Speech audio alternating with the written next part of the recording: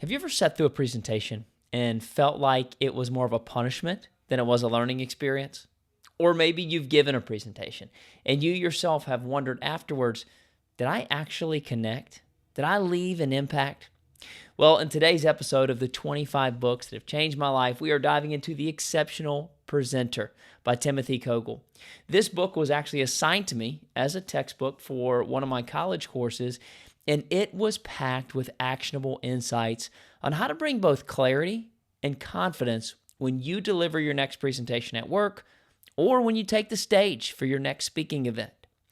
But I want to look at the big idea of the book, which is that great presenters aren't born. They're made.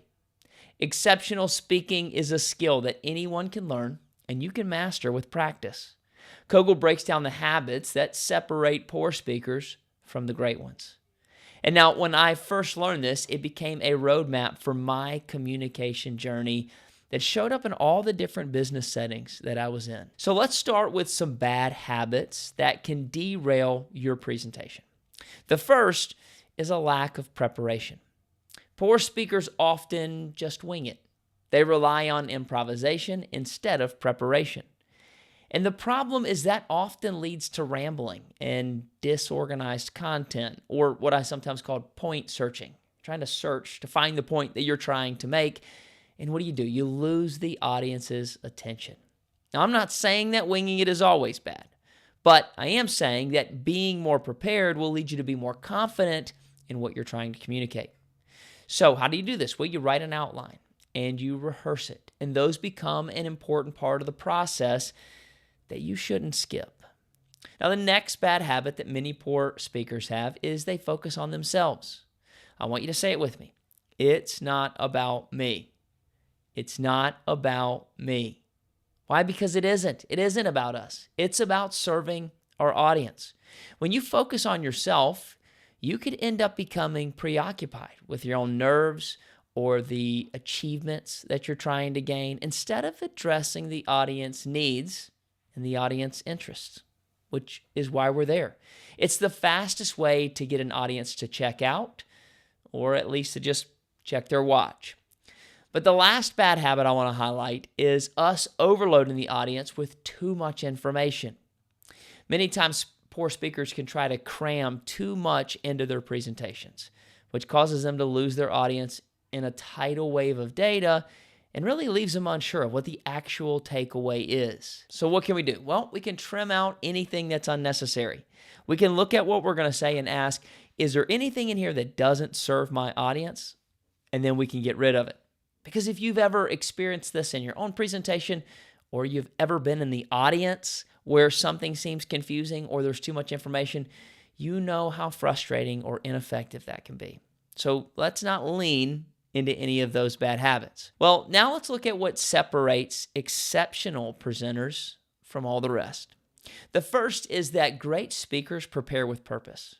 Notice how I didn't say they just prepare. They prepare with a clear purpose.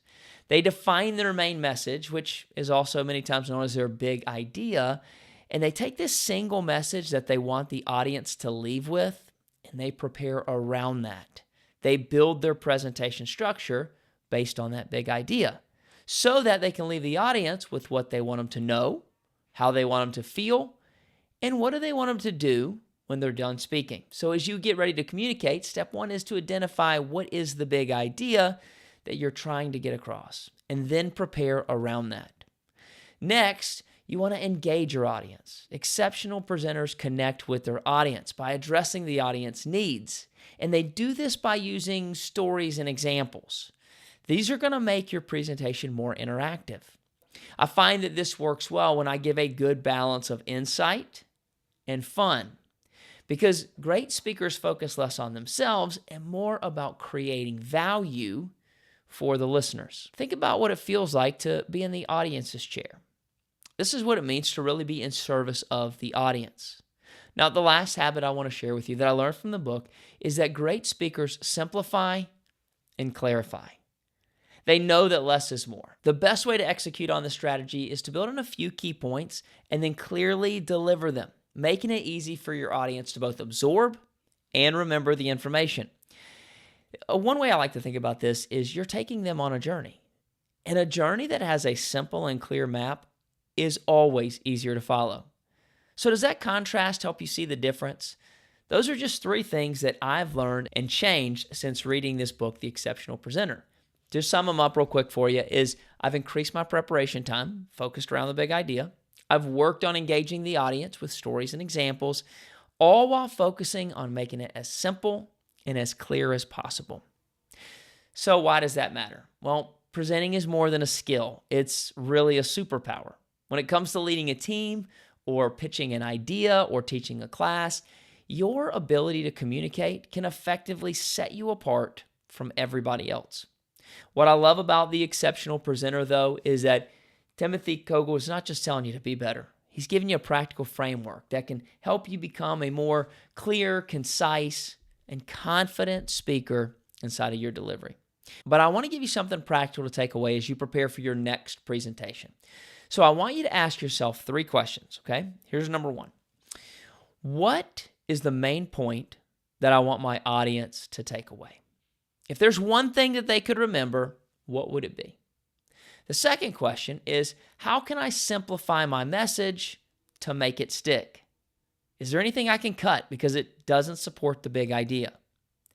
And lastly, what story or example can I use to make it more engaging? How can I bring it to life? How can I get the message across so that those listening can see themselves in the journey I'm taking them on? By answering these questions, you're going to set yourself up to present with purpose, clarity, and overall impact as you deliver that message. But what I've found is that The Exceptional Presenter isn't just a book for professional speakers. It's for anybody who wants to communicate more effectively. So if you do want to take the stage, it certainly is a great resource to help you start with that.